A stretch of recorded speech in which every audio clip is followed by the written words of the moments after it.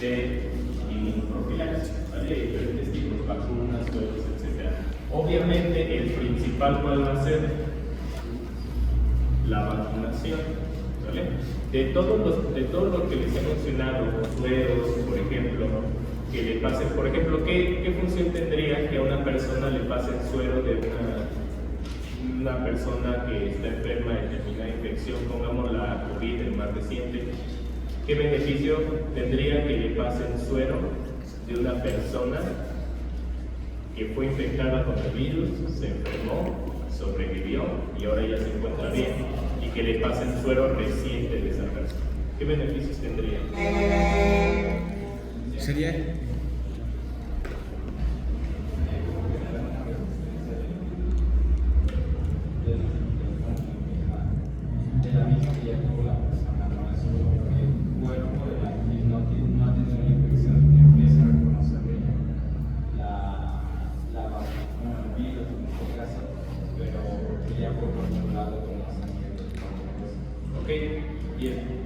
actuarían como los linfocitos B, que ya están, ¿cómo se dice? Que son específicos a cierto agente patógeno. Se generan de nuestro organismo células, linfocitos T, creo que sí. Estos van a adquirir, ¿cómo se dice? Bueno, a acoplar sus... Es que no sé cómo explicarlo. Sí, es que nos lo dijo en la clase de...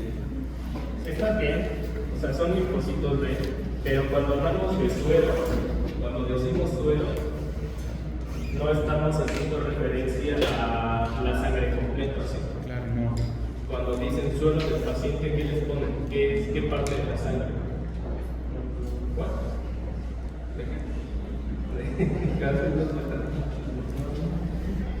Si es suero sanguíneo, ¿qué parte de la sangre es? El plasma. El plasma. Y el plasma está libre de células. Sí. No tiene células. Entonces, cuando es suero, no se les pasan linfocitos T, ni se les pasan linfocitos B. ¿Sale?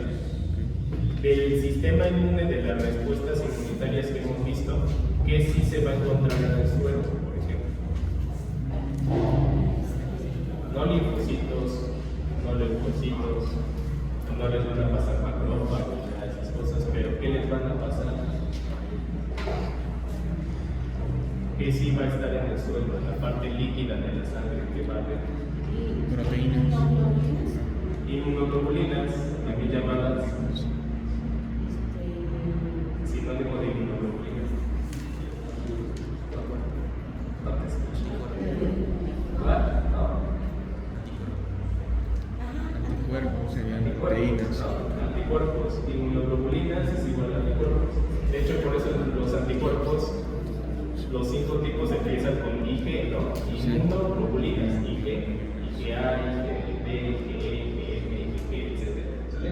Entonces, los anticuerpos van a estar en el plasma sanguíneo. Cuando se traspasa, por ejemplo, el suero de personas que fueron infectadas a personas que están infectadas y que tal vez les está yendo mal, porque para una persona que se enfermó, que se infectó por el virus del COVID, por ejemplo, cuando no había vacunas y presenta la enfermedad, ¿en qué momento es necesario, por ejemplo, una terapia con suero? Cuando la persona no puede producir defensas propias frente a la enfermedad, ¿vale? Cuando una persona está mal, no se ve que le está yendo mal frente a la enfermedad, ya pasaron una semana, 2 semanas y se ve que no ha producido anticuerpos, entonces cuando la persona se ve que está grave, se le puede poner suero para aumentar la efectividad. ¿Por qué? Porque el suero va a traer anticuerpos que van a combatir contra la enfermedad, ¿sale? Van a activar ya sea complemento, van a activar algunos linfocitos T, etcétera, y van a ayudar a combatir contra la infección. Pero ¿cuál es el problema de solamente pasar anticuerpos directamente? Ya te pusieron anticuerpos del suero de una persona. ¿Se pueden producir nuevos anticuerpos iguales? ¿Sí? No. ¿no? Porque ¿quiénes producen los anticuerpos? ¿Qué células? Los linfocitos B. Linfocitos B. Los linfocitos B son los que producen los anticuerpos y para eso a los linfocitos B se les tuvo que presentar el antígeno. ¿Quién? Una célula presentadora de antígeno, que la abreviatura es APC, célula presentadora de antígeno, pues la abreviatura es en inglés, APC, que sería una célula dendrítica, o ¿quién más? Puede ser una célula dendrítica, o uno de los más comunes leucocitos, macrófago. ¿Vale? Puede ser macrófago o células dendríticas, principalmente células dendríticas, pero también lo hacen los macrófagos. ¿Vale? Entonces, al linfocito B se le tuvo que presentar el antígeno destruido en su superficie, el linfocito B lo tuvo que reconocer. De las miles de clonas que hay, tuvo que haber una que interactuara con el antígeno, y esa que interactuó, que tenía el anticuerpo específico, tuvo que haber multiplicado, haber una expansión clonal, es decir, que se formaran muchísimas células de ese mismo tipo, que esa célula pasara a una forma plasmática para producir anticuerpos y secretarlos. Cuando se les pone el suero de una persona que tiene ya anticuerpos, no ocurre nada de eso. Solamente se les pone el suero y los anticuerpos que hay en el suero son los que van a ser, ¿vale? No van a incrementar, por ejemplo. Incluso se pueden empezar a degradar, van a empezar a perder después de cierto tiempo. Entonces, el aplicar suero o el poner anticuerpos específicos no es un método que funcione al 100%. De manera eficaz. ¿Vale? Ayuda, por supuesto que ayuda a disminuir la gravedad de la infección. Si una persona está grave y se le aplican estos anticuerpos de plasma directamente, pues sí puede ayudar mucho a que la persona empiece a mejorar, pero no es una terapia que se utilice como de manera preventiva. ¿Vale? Lo ideal siempre para combatir una enfermedad infecciosa es prevención. ¿Vale? Son los métodos preventivos. ¿Okay? Y para eso necesitamos la vacunación. ¿Vale? Obviamente, cuando nosotros nos infectamos por cualquier patógeno, siempre, en la mayoría de los casos, es aplicar medicamentos antivirales, antifúngicos, antibióticos, ¿vale? Dependiendo de la infección. Y si eso no sirve, ya prácticamente nada más es bendición de Dios para que nos salvemos, ¿vale? Si no hicimos nada antes de eso, por ejemplo una vacunación, entonces solamente a los medicamentos que pueden acabar la infección y obviamente a las defensas de su medicamento. Lo mejor de todo, más que tomar medicamentos, lo mejor, como les digo, más que tomar medicamentos son dos cosas. Es inmunización mediante vacunación y que su sistema inmune esté trabajando al 100%. Obviamente, ¿cómo lo vamos a hacer? Con alimentación, con ejercicio, con actividad física, etc. ¿Vale? Son los dos métodos de prevención más eficaces que podemos hacer. ¿Okay?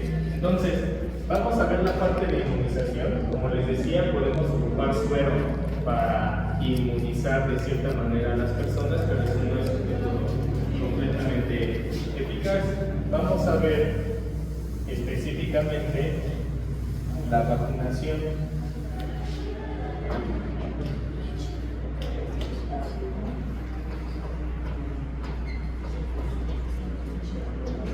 Vacunación. ¿Saben algo de la vacunación? ¿Quién fue el que? Ok, muy importante, Luis Pasteur para una vacuna en específica. ¿Cuál fue? ¿Se acuerdan? Vacuna de la rabia, por ejemplo. Pero antes de Luis Pasteur. La penicilina oral, la acción de Prensa, la penicilina no es una vacuna, es un antibiótico. Sí, cierto. Una vacuna. ¿Qué otro personaje que tiene nombre de laboratorio tiene?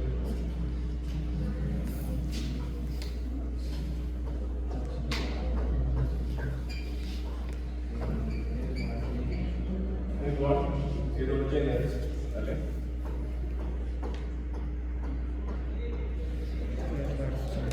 Edward Jenner, ¿vale? De hecho, Edward Jenner fue el que,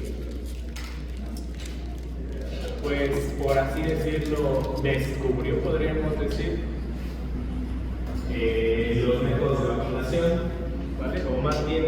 propuso, creo, porque no es como algo que ya hubiera existido, ¿no? Un método de los métodos de vacunación, y lo hizo con una de las enfermedades que azotó a la humanidad durante cientos de años y más peligrosas, mortales, virales, etcétera, más bien con muchísimo potencial patogénico, que era el virus de la viruela, ¿vale? Entonces dije, bueno, ahorita aquí supuestamente en todo el mundo la viruela está erradicada, ¿vale? No existe viruela en el mundo, no debería existir, salvo algunos spots, como algunos pequeños puntos en los cuales llegan a surgir de repente algunas infecciones específicas, pero en general no es un problema de salud.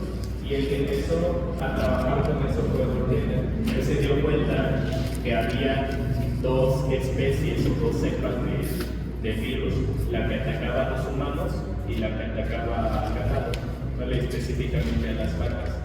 Entonces se dio cuenta que la enfermedad que atacaba a las vacas no le producía, no podía contagiar a los humanos y viceversa, ¿vale? Las vacas no podían contagiar de viruela a los humanos y los humanos no podían contagiar de viruela a las vacas, ¿vale?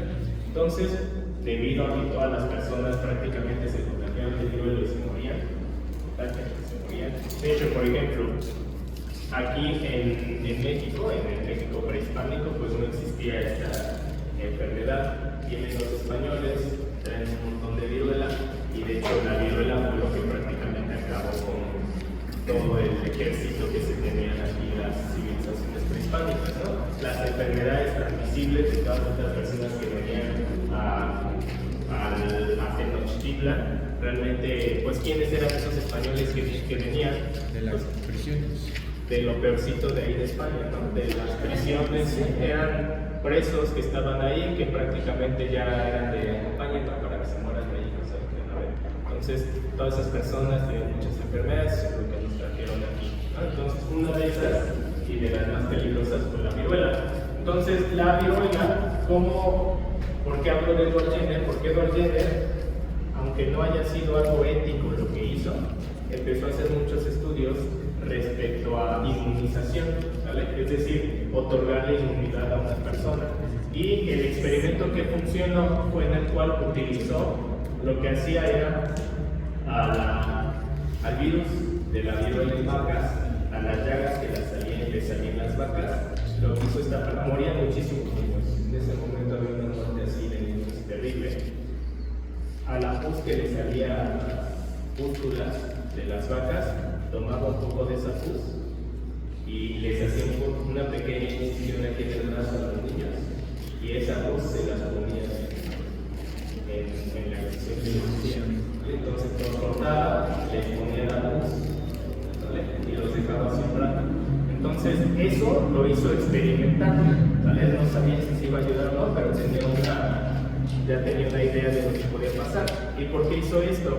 Porque se dio cuenta, era médico aparte, ¿no? Entonces se dio cuenta que el virus que le provocaba la enfermedad a las vacas era diferente al que le provocaba a los humanos, pero se dio cuenta que al hacer esto, al ponerle la pus de las pústulas de las vacas a los humanos, cuando esa persona, ese niño, se exponía frente al virus de la viruela o frente a la enfermedad de los humanos, se protegía. Entonces, aunque no era la misma enfermedad, aunque no era el mismo virus, porque no era de las vacas, sino era de los humanos, cuando hacía eso, el niño no moría. Tal vez le daba la enfermedad, pero no presentaba síntomas graves, no le pasaba nada y sobrevivía.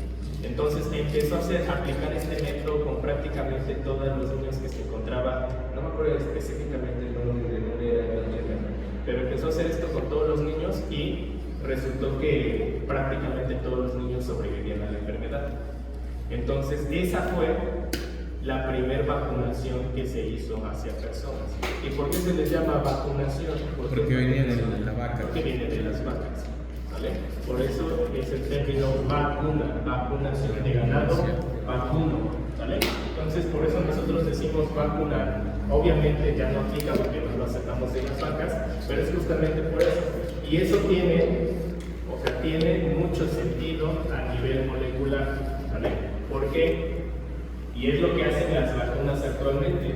Es decir, nuestro sistema inmune, lo que hizo Edward Jenner ahí prácticamente es, al sistema inmune de los niños les presentó un virus, no el mismo que el virus de la viruela humana, pero les presentó un virus sumamente similar, prácticamente igual, pero que no podía causarle la enfermedad a los humanos. Entonces, ¿qué hacía el organismo de los niños? Combatía ese virus, porque el virus entra y se empieza a replicar, pero el virus se encuentra ahí, no produce enfermedad como tal, pero su sistema inmune empieza con barreras innatas, luego empieza con barreras adaptativas y pasa lo que les acabo de decir: célula presentadora de antígeno, agarra el virus, lo destruye, se lo pone a los linfocitos B, linfocitos T, linfocitos B, de los miles se selecciona una clona, hay expansión clonal, produce muchos anticuerpos, bla bla bla, y linfocitos T otra vez lo mismo. Entonces hay un montón de linfocitos B, un montón de linfocitos T, y aunque no se haya presentado la enfermedad en la persona, sí aumentaron anticuerpos y niveles celulares de linfocitos B.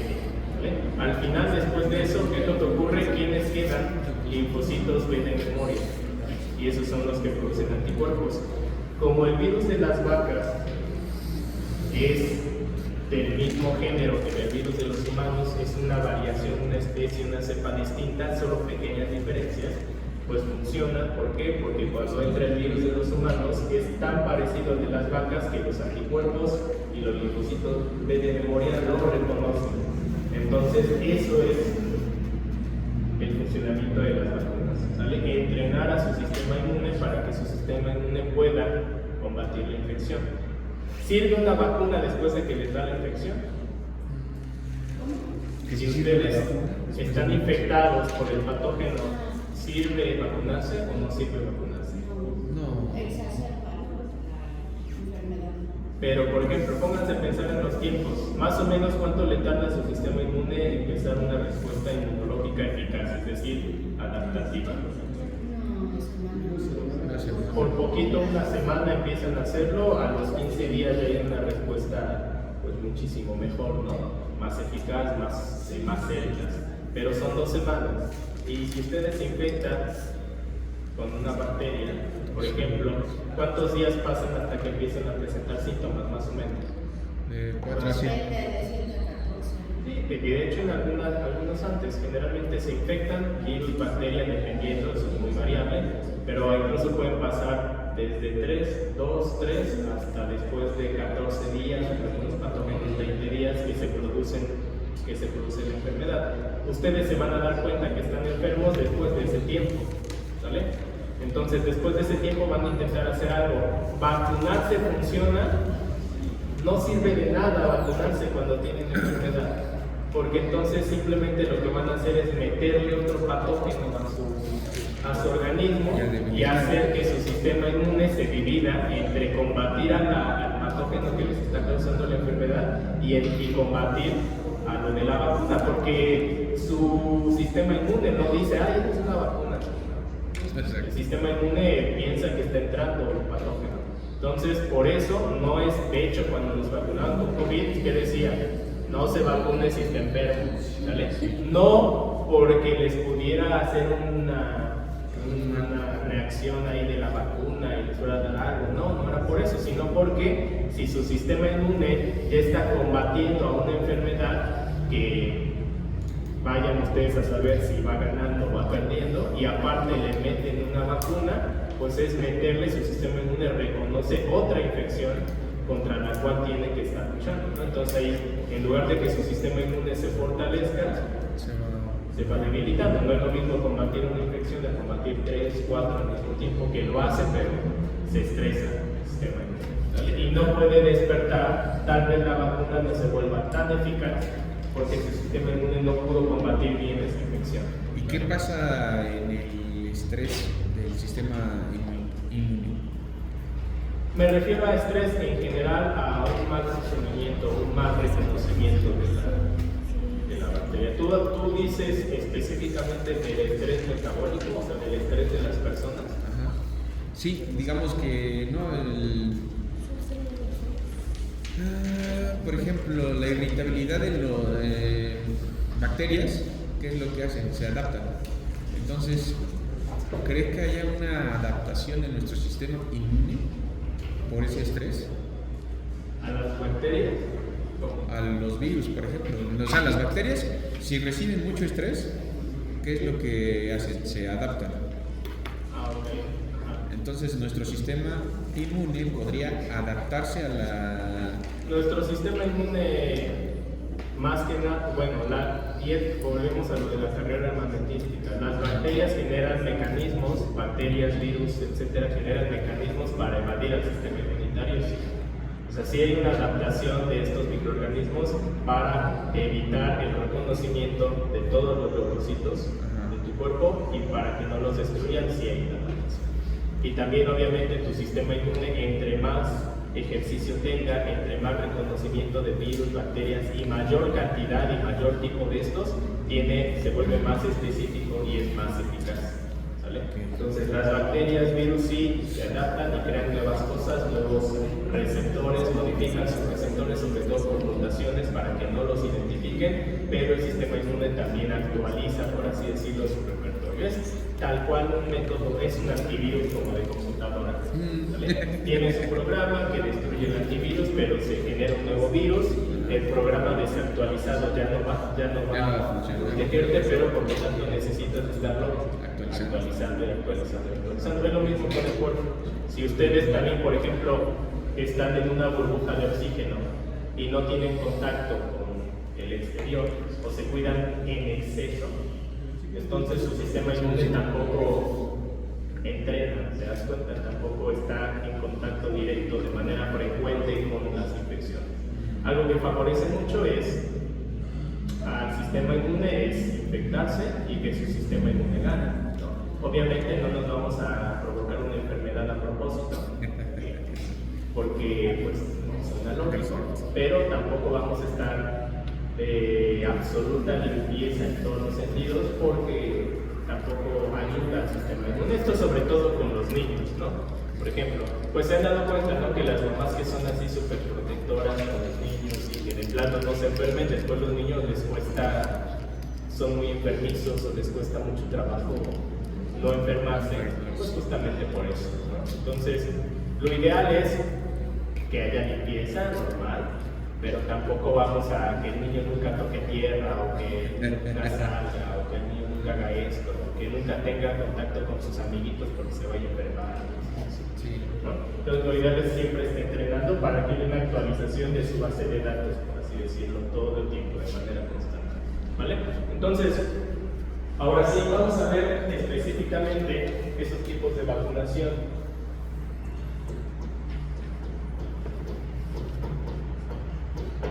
¿Cuáles son los diferentes tipos de vacunas que tenemos? Vamos a tener vacunas en las cuales el microorganismo se encuentra vivo, ¿vale? Está vivo, la bacteria o virus, por ejemplo, está viva.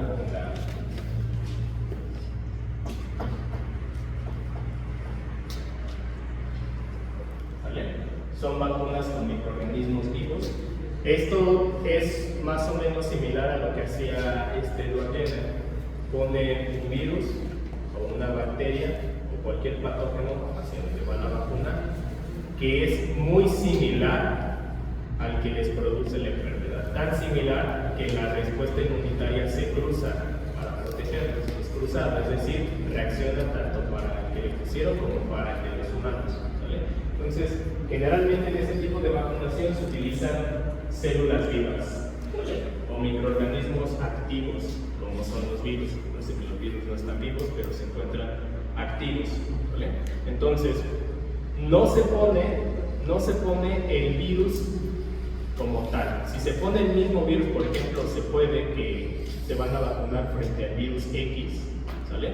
En la vacuna sí puede ir el virus X, pero tiene que ir un virus completamente atenuado, ¿vale? Es decir, que no tenga esa capacidad ya de infectar. ¿Y cómo se hace que un virus, una bacteria pierda su capacidad de infectar? Generalmente cultivándolos en determinadas condiciones. A ciertos grados se hacen ejercicios en condiciones ambientales en los cuales puede crecer el virus y se hacen muchos pases de generación en generación, muchos cultivos con el mismo virus, cultivos, hasta que va perdiendo su capacidad de infectar. Al final se ocupan, o bueno, de producir una enfermedad como tal. Al final se recogen esos virus, se les inyecta, hay una respuesta inmune porque sigue teniendo los antígenos, pero ya no les produce una enfermedad, al menos no una enfermedad grave, ¿no? Entonces, estos son vacunas con microorganismos vivos. ¿Vale? Tenemos también vacunas que están formadas por subunidades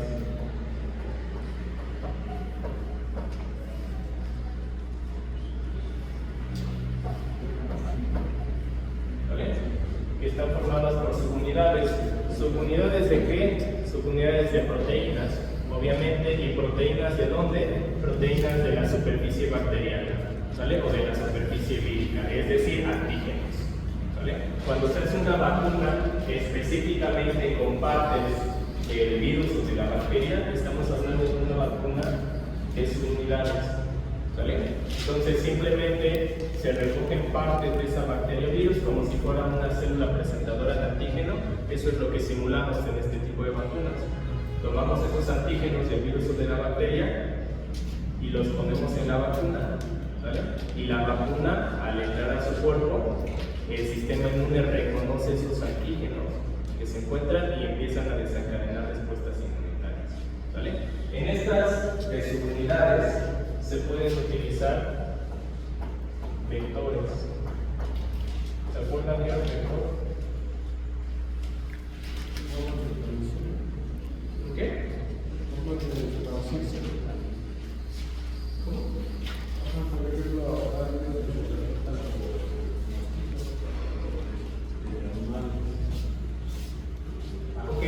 Mosquitos, por ejemplo, con concentramiento de enfermedad. Entonces, vectores, si no hablamos de transmisión, es como si fuera el método de transporte, ¿sale? La forma en la que se va a transportar, así como nosotros nos transportamos en metro, camión, combi, etc., así sería el vector, ¿sale?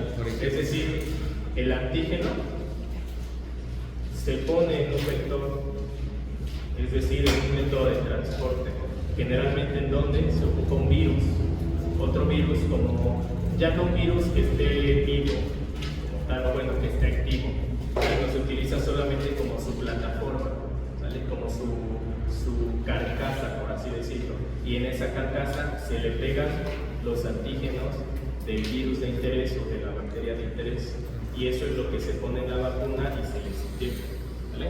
Entonces, por eso había muchas en el COVID, cuando estábamos con el COVID, había, de hecho, la gran mayoría de las vacunas está basada en vectores virales, ¿vale? Es decir, se utiliza la plataforma, el esqueleto del virus, inactivo completamente, no tiene ninguna función biológica, y se le pegan los antígenos del coronavirus, se les inyectan y cuando entra a su cuerpo hay una respuesta inmunitaria. Esos son los que están por vectores. Entonces, tenemos aquí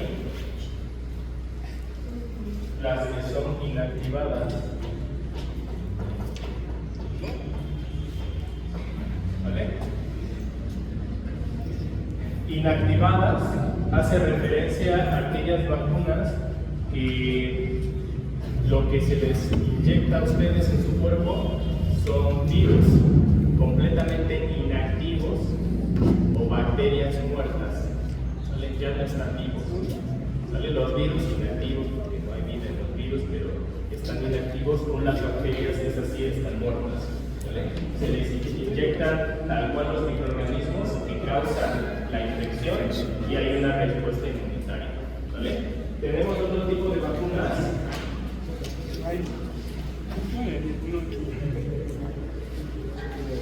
que son las vacunas doble simples.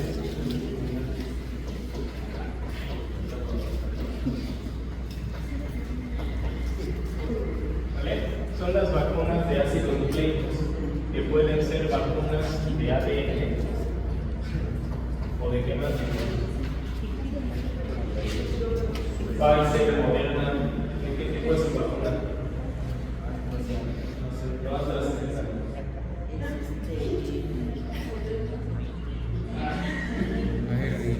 de ARN, específicamente ARN Mensajero. ¿vale? ¿Cómo funcionan este tipo de vacunas? Estas vacunas de acá son vacunas muy recientes, ¿vale? Ninguna de esas vacunas de ADN y ARN se había probado en humanos. No había sido aprobada ninguna de esas vacunas en humanos y solamente ocurrió con el COVID. Ya había experimentos, ya se habían aprobado algunas de estas vacunas para cerdos, por ejemplo, pero para humanos no, ¿vale? Es tecnología más reciente en vacunas, funciona, son eficaces, pero la cantidad de estudios que hay alrededor de este tipo de vacunas es escasa en comparación con los otros tipos de vacunación. Por eso, en general, ¿qué tipo de vacunación se prefiere? Los métodos clásicos, porque hay mayor información. Los métodos estos que son por ácidos nucleicos, su fundamento es inyectar una secuencia. Lo que hacen es, estas vacunas, es tomar como unas gotitas, droplets de lípidos, ¿vale? ¿De qué están formadas las membranas celulares? De lípidos. Entonces, simulan como si fueran como si hicieran una célula, una membrana celular, una gotita de lípido, y en esa gotita de lípido les ponen el gen que codifica al antígeno que desencadena la principal respuesta inmunológica en su cuerpo. Entonces, por ejemplo, en el COVID es una proteína que se llama spike, que es la que le ponen ahí como las espinitas en el coronavirus. Esa proteína es la que es más inmunogénica, es decir, despierta mayor respuesta inmunitaria en su organismo. Entonces, se obtiene la secuencia de todo el genoma del virus, se ubica el gen que codifica para esa proteína, ¿vale? Se extrae ese gen del virus y ese gen lo que hace es ponerse en las gotitas varias copias de ese gen y se inyectan a su cuerpo, ¿vale? Consecuencias específicas para que sus células, al encontrar esos genes, lo que hagan es replicarlos, transcribirlos y producir la proteína que codifica ese gen, ¿vale? Entonces, en el caso de las vacunas que son de ADN, esta secuencia de ADN primero se tiene que pasar a un ARN mensajero mediante transcripción de sus células, y ese ARN mensajero se tiene que traducir mediante el ribosoma en sus células y que ahora esta proteína salga a la superficie de esas células para que funcione como si fuera un patógeno. Su cuerpo reconoce esta nueva proteína que está en las células porque no es propia de su cuerpo y empieza a desencadenar una respuesta inmunitaria, ¿vale? La diferencia con el virus de ARN mensajero es que simplemente se brinda en el paso de la transcripción, ya se les inyecta el ARN como tal para que se empiece a sintetizar la proteína, ¿vale? Estos métodos tienen una eficiencia alta, son muy eficaces. El contra de este tipo de métodos, como se los mencioné hace ratito, es que son muy recientes, ¿vale? Y para vacunación, generalmente en poblaciones grandes, lo que preferimos es que haya muchos estudios clínicos acerca de la vacunación, porque pueden tener efectos secundarios, ¿vale? Puede haber efectos secundarios en cuanto a composición de sangre o enfermedades que pueden ser secundarias a la inmunización, ¿vale? Por ejemplo, trombosis, etc. En AstraZeneca se ha visto que la inmunización... ¿Quiénes se vacunaron con AstraZeneca? AstraZeneca, bueno, yo. AstraZeneca en muy pocos casos se ha visto que produce, ya después de estos años, nos hemos dado cuenta que produce trombosis, por ejemplo. En pocos casos específicos, lo cual no debe generar miedo ante la vacunación, ¿no? Hay otras cosas que producen más daño, los vasodilatadores, como el alcohol, y no les importa. Entonces, bien, gracias. El alcohol se va a daño, y la vacuna y la probabilidad de un millón les tiene miedo.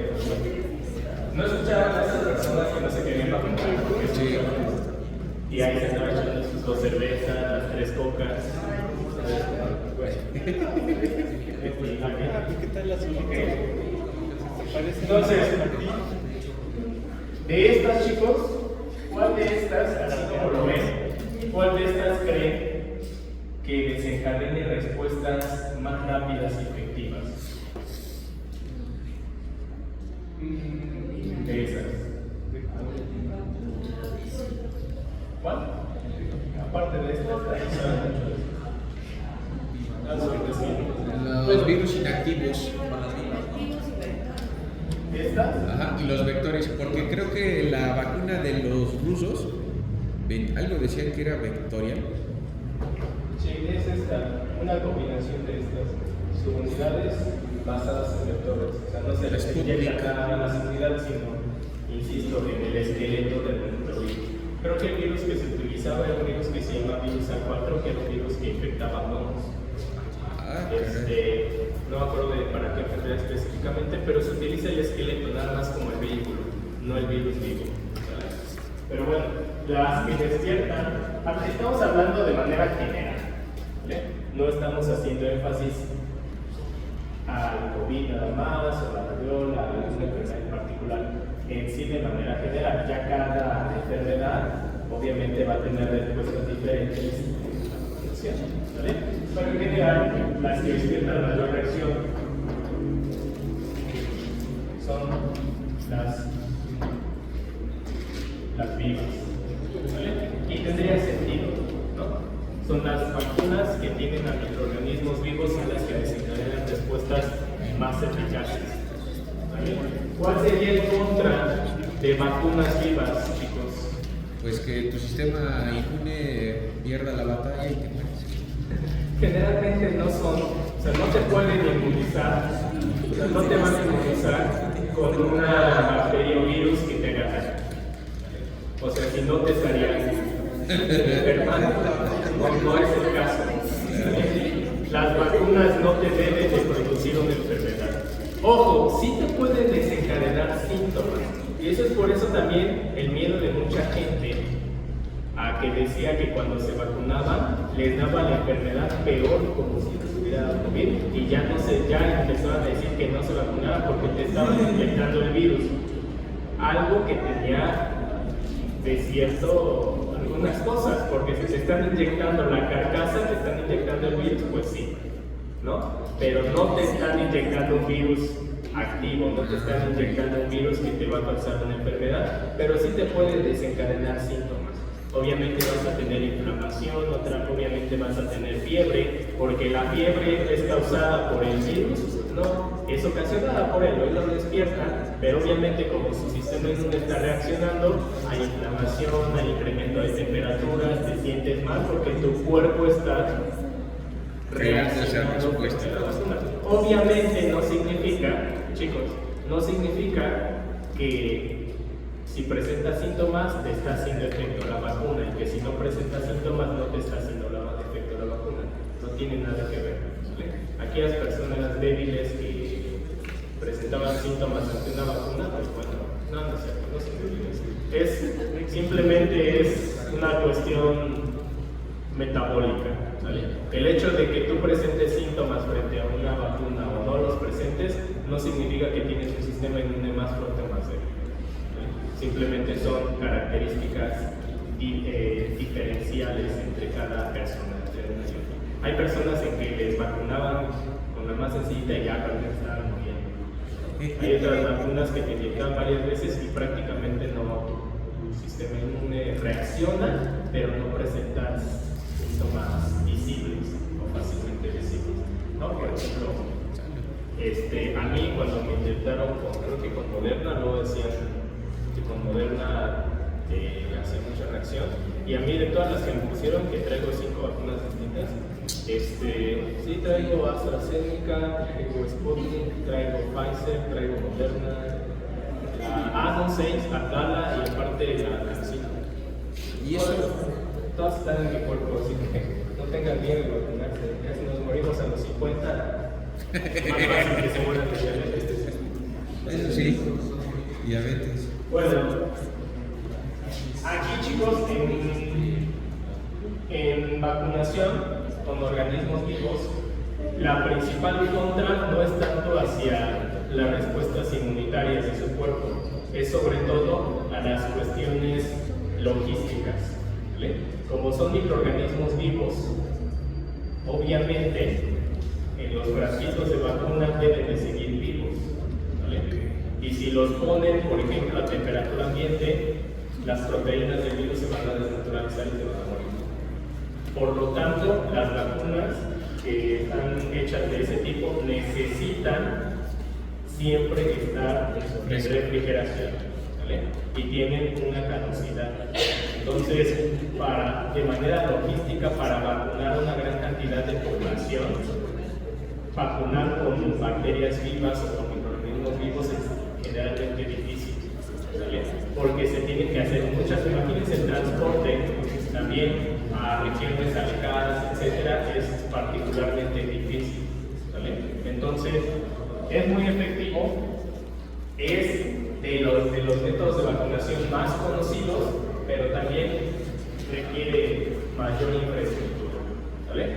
Algunos que requieren menos infraestructura, por ejemplo, son de los ácidos nucleicos. Los ácidos nucleicos generalmente son estables a temperatura ambiente, no como las proteínas se desnaturalizan. Entonces, a temperatura ambiente, ácidos nucleicos son más estables, más fáciles de transportar, pueden transportar más unidades por envase o por caja y no necesitan tanta infraestructura para hacerlo. El contra es tecnología puntera, no hay mucha investigación alrededor de eso, todavía no conocemos tanto como quisiéramos de efectos secundarios y sobre todo son muchísimo más caras. El costo es mucho más elevado. Las que son menos caras obviamente son de bacterias vivas, inactivadas y por sus unidades. Generalmente son vacunas de costo más bajo, pero lo que favorece a ellas es que se conoce mucho de estas, se sabe mucho de los efectos secundarios, hay mucha práctica con este tipo de vacunación, entonces son pros y contras. En general todas las vacunas son buenas. Lo más importante de la vacunación no es tanto la marca con la que te vacunas, más que nada es vacunarte y sobre todo darte las dosis de refuerzo. Estar reforzando la respuesta inmunitaria, eso es lo que...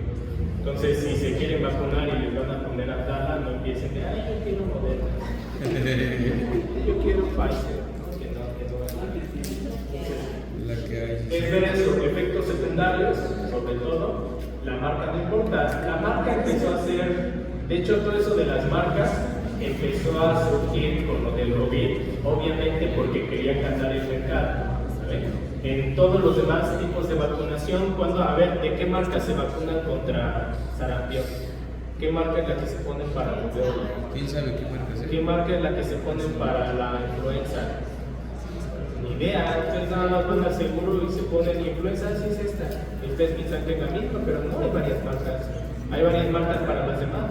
La que compra el gobierno, también apenas salió una noticia de que no se, y esto fue súper común, no sé si lo escucharon, pero era de no se pongan el refuerzo de la que estaba dando el IMSS porque vienen caducadas. ¿Escucharon eso? Y mucha gente no se vacunó, y vienen caducadas. Y yo digo, o sea, ¿cuántas de las vacunas que no se les pusieron anillos? Porque los que revisan los lotes de vacunación es la COFEPRIS, que es la que se encarga de revisar este tipo de medicamentos. Entonces, si la COFEPRIS determina que el envase, el producto, la vacuna todavía funciona, entonces se le cambia la fecha de caducidad, así de simple, porque funciona, ¿sale? Entonces, obviamente tienes un lote de millones de unidades y necesitas vacunar a tu población, haces un estudio, revisas que todavía funcione la vacuna, funciona, se la pones, así de simple. ¿Por qué? Porque el organismo que con base científica está encargado de hacer eso de la COFEPRIS, y si la COFEPRIS lo dice, ¿ustedes lo van a hacer? Pues obviamente sí. Obviamente sí, porque es el organismo que está encargado de hacer eso. Sí. ¿Vale? Entonces, por eso, si le cambian la fecha de... ¿Qué les va a pasar? ¿Han comido leche caducada después de un día? Sí. ¿Y qué revisan antes de comerse? Que no huela feo. Que esté buena. Sí. La huele, todavía no sirve. y se la toman y no les pasa nada. Incluso queso, ya el queso caduca luego, a veces hasta así lo siguen vendiendo en las tiendas, y ustedes lo refrigeran y lo revisan y dicen, no está mal. No es lo ideal, o sea, lo ideal es respetar la fecha de caducidad, pero bueno, ustedes saben que hay un lapso de tiempo, o sea, la fecha de caducidad es como para asegurarles que después de esa fecha la empresa ya no se hace responsable de su consumo. Les dice, no, tienes 20 días y después de eso te la comes, es un problema si se contaminó. Pero yo te aseguro 20 días, ¿vale? Eso no significa que su alimento no dure otros 10 días. Lo mismo con esos lotes de vacunas. La vacuna, si siempre estuvo en refrigeración, si siempre estuvo en almacenamiento, si no se sacó y se volvió a congelar, entonces generalmente se revisa, todavía es efectiva y se puede vacunar. O sea, no es como que ningún miedo de, ay, me van a vacunar con una calopase de 3 meses. De acuerdo a lo que ustedes han visto, ¿qué puede pasar?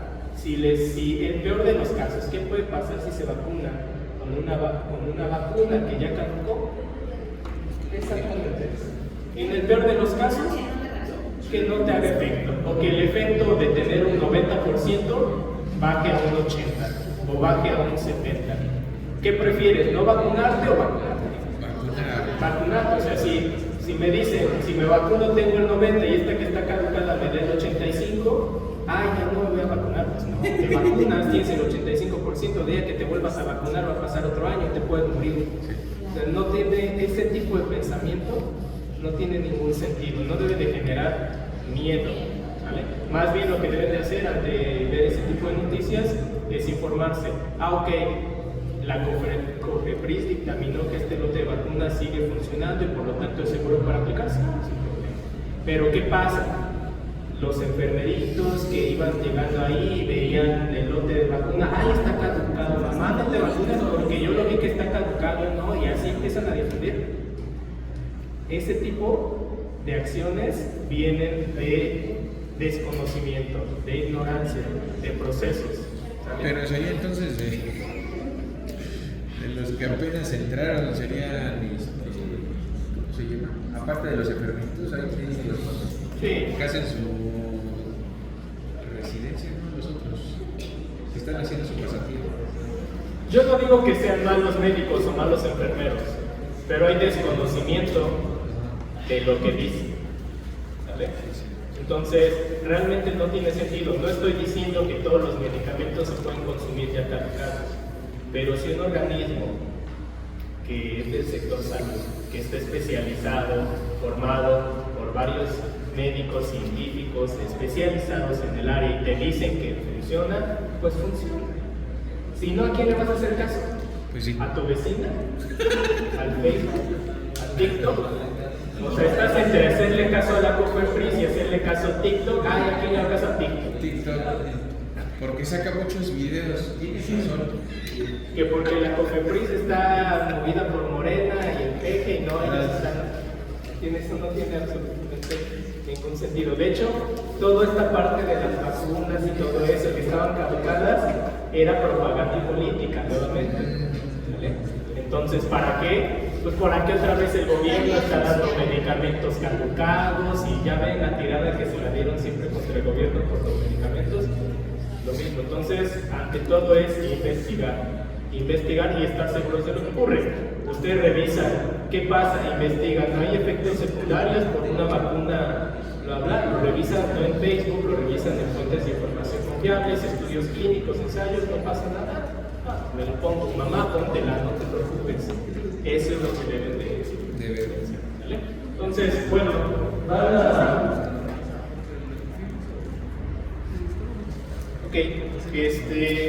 ya nada más como última actividad del semestre, ya se acabó el semestre. Yo con esto doy finalizada mi participación. Muchas gracias, chicos.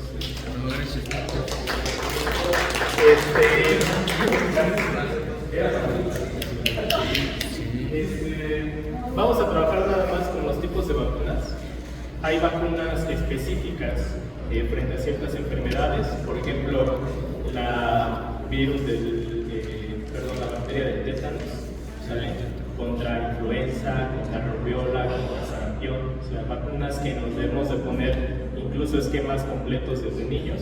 Entonces, ustedes lo que les van a investigar esos tipos de vacunas, lo típico, hacen un diagrama, que son, cómo funcionan los diferentes tipos de vacunas, y aquí en México, o sea, específicamente aquí en México, cuáles son las más importantes que entran en esos tipos de vacunas, ¿vale? Por ejemplo, la triple viral, por ejemplo, o la de la BCG, ¿no? Que es contra una versión de tuberculosis que causa inflamación en el cerebro, que se llama meningitis, etc. ¿Vale? No hay vacuna contra tuberculosis todavía, pero contra meningitis, tuberculosis, ¿sí? Entonces, la BCG, ¿no? O la del tétanos. ¿En qué tipo de vacuna entra? ¿Okay? Entonces, hagan un diagrama de eso, tipos de vacunas y las más representativas, las más importantes aquí en México, ¿vale? ¿Cuáles necesitan refuerzos? ¿Cuáles no? Por ejemplo, la del tétanos, ¿sí está vacunado contra el tétanos? Sí. Es de lo más peligrosito que tenemos. Entonces, si no se acuerdan si se han vacunado contra tétanos en los últimos 10 años, entonces váyanse a poner un refuerzo contra tétanos. El tétanos es una enfermedad transmitida por bacterias, pero casi toda la gente piensa que solamente te puedes contagiar por metales oxidados. ¿No? De hecho, la frecuencia con la que la gente se contagia de tétanos por metales oxidados es baja. Realmente el tétanos es una bacteria que habita en el suelo. Entonces, ¿por qué si te cortas con un metal oxidado te da tétanos? No por el óxido. O sea, todos pensando, ¿hay óxido? No, me va a dar tétanos. No es por el óxido, es porque generalmente los metales oxidados han estado a la intemperie mucho tiempo, en zonas en donde hay un montón de polvo, tierra, etc. Y la probabilidad de que la bacteria esté presente ahí es más alta. Pero lo mismo se puede contagiar de tétanos por tener una cortada en la mano, caerse al suelo, que se raspen con la tierra y les puede dar tétanos. Entonces, por eso lo importante es revisar el mecanismo de transmisión, no revisar lo que nos dice la gente, ¿sale? Entonces, generalmente es eso. Por eso no es tanto de voy a evitar cortarme con metales oxidados. Obviamente sí, ¿no? El óxido es bueno, pero lo más importante ante esto es mejor vacunarse, porque la probabilidad con que me raspe la mano y haya polvo es muy elevada, prácticamente con todo, ¿vale? Entonces, casi con todo les puede dar tétanos. Así que si estamos vacunados, y esta enfermedad tiene una tasa de muerte bastante elevada, así como la... y ya nada más para terminar, ¿por qué? Fíjense, hablamos de que, se me olvidó decirles esto, hablamos de que cuando les da una infección no sirve vacunarse, pero hay una enfermedad con la que se vacuna después de infectarse. ¿Cuál es? La de la rabia, exactamente. ¿Por qué funciona con la rabia?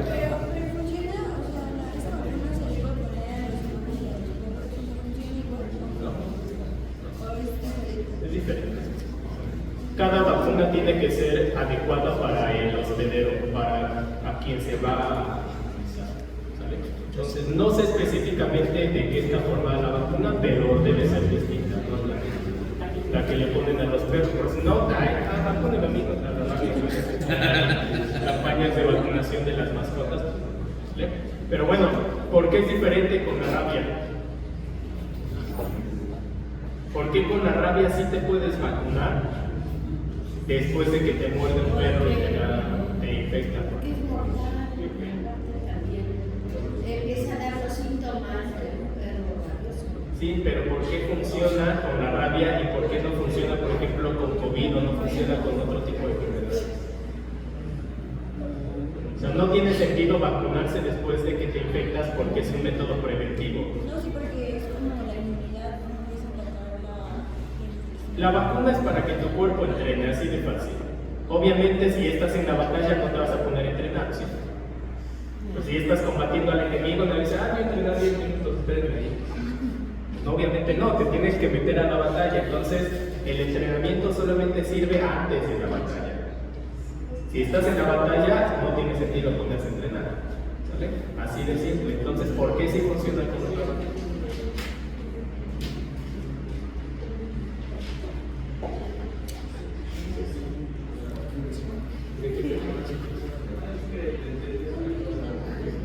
A ver, quiero saber,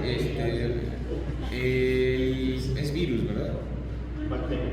Ah, es bacteria. No, virus, perdón, virus. Sí, el virus de la rara. Entonces, Búsquenlo, investiguenlo. Hagan mientras el diagrama. ¿Ves? Hacer el diagrama. virus.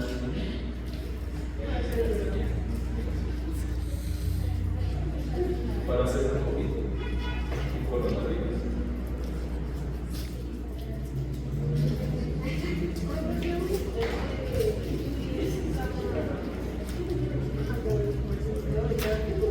Sí, busquen cuáles son los principales tipos de vacunas. Nadie les puse, pero ustedes investiguenlos.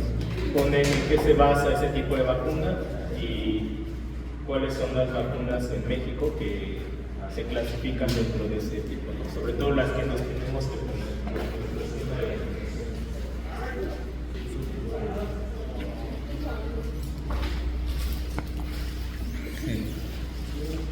Saludos.